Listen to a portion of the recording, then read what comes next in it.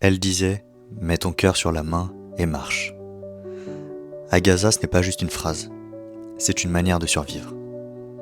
Elle s'appelait Fatma Assona, elle avait 25 ans, et on l'appelait l'œil de Gaza.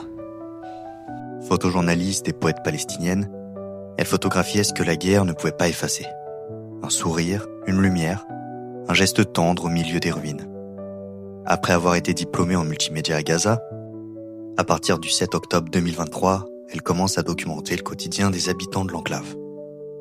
Elle a perfectionné son art dans la rue, dans la poussière, dans le silence après les bombes. Et elle disait souvent qu'elle voulait montrer Gaza autrement. Pas seulement la douleur, mais la beauté qu'il reste quand tout s'effondre. Je veux que les gens voient les images de ce génocide, qu'ils sachent ce que nous avons vécu et ce que nous avons traversé. Et c'est ça qui la rendait unique. Même dans le chaos, elle souriait, un sourire calme, de fierté, presque insolent, comme un refus de céder.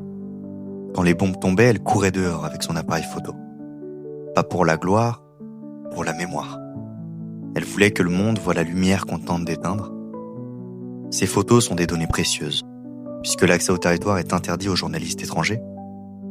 Pas loin de 300 journalistes sont morts à Gaza, depuis le début de la guerre entre le Hamas et Israël.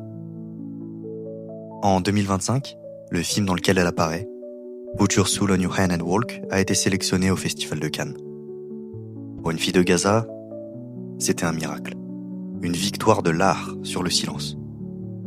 Je vous conseille d'aller voir ce film de Sepideh Farsi, qui est toujours disponible au cinéma. Il était prévu qu'elle soit présente à Cannes, mais le lendemain de la sélection du film, le 16 avril 2025, une frappe ciblée par l'armée israélienne a détruit sa maison. Fatma a été assassinée, avec 10 membres de sa famille, dont ses 2 frères, sa sœur qui était enceinte ainsi que son père. La seule survivante de cette attaque est la mère de Fatma. Avant ça, elle avait écrit « If I die, I want a loud death ». Une mort que le monde entendra, et le monde l'a entendue. Ces photos ont traversé les frontières, ces mots ont survécu aux bombes. Fatma n'a pas eu le temps de vieillir, mais elle a eu le temps de laisser une trace.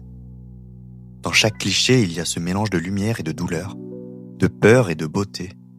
Et ce sourire, toujours, comme un dernier acte de résistance. Parce qu'une image, parfois, c'est tout ce qu'il reste d'un être humain. Et dans le cas de Fatma Assona, c'est peut-être aussi tout ce qu'il reste d'un peuple qui refuse d'éteindre la lumière.